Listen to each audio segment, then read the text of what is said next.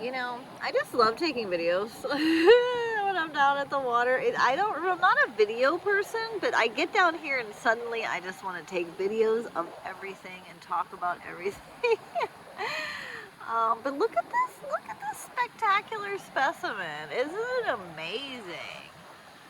So this is a prickly sow thistle, and I hope you can hear me because the water is really loud. I'm trying to speak up. I love the pink. It's just like so magical. Look at how thick, you know, like that's huge. That's a huge, huge stem. And it just goes up and up and up and up. It's so enormous. Look at it. Oh, it's magnificent. I personally don't know much about sow thistle. Usually they're small and they're in your yard and they're like all over the place and they're a harbinger of powdery mildew, so I'm always ripping them out. And you know, I know of no uses for them. I'm sure it has medicinal uses. Everything does. But its little buddy over here that's nowhere near as big in stature is a bull thistle. As you can see, the little pokey hairs on there. It's not flowering yet because this actually is, if I come up here, you can see it gets multiple flowers at the top. And the bull thistle is not flowering yet, but you can see how it's got all these little pokers on it, but it will flower in the center there. And the flower, the bulb part of the flower has a nut inside. You have to wait until after it flowers and open it up, which is very prickly, and you'd have to wear gloves and use tools and things, but there is an edible nut inside of it. So that's really useful information for survival food. And then right next to it is these Himalayan blackberries. They are invasive, but they are delicious. And they are all over the place. They're always by the water. And they grow other places too, but they, you know, they really go crazy by the water. And these ones over here are flowering. So those are flowering Himalayan blackberries all there. And this is a red alder, and it is red on there, so I don't know if that's supposed to be like that, and that's why it's called red alder, or if that's some type of lichen. It looks like a lichen to me, but it is red alder, and they like to be by the water too.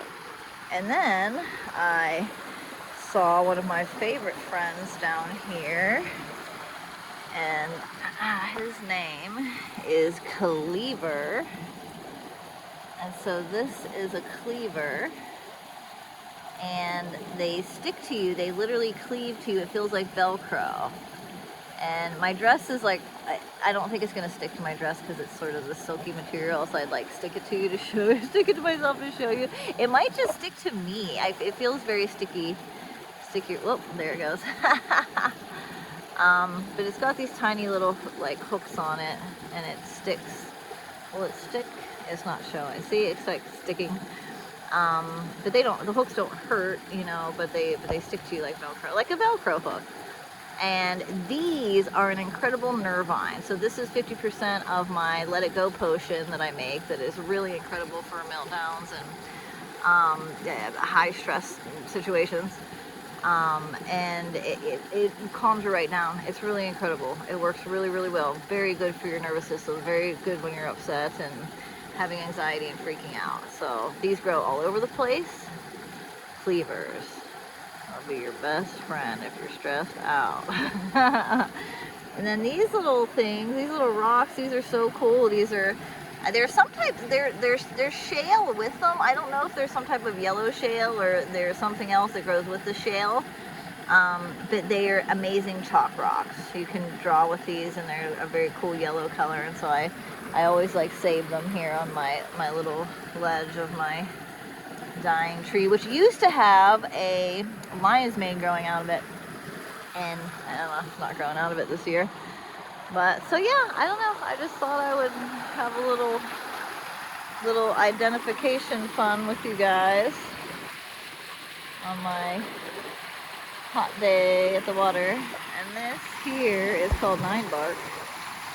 I guess because the bark has 9 layers, they say. I'm not sure. It is really pretty though. There are really pretty flowers on it. Alright, have a beautiful day.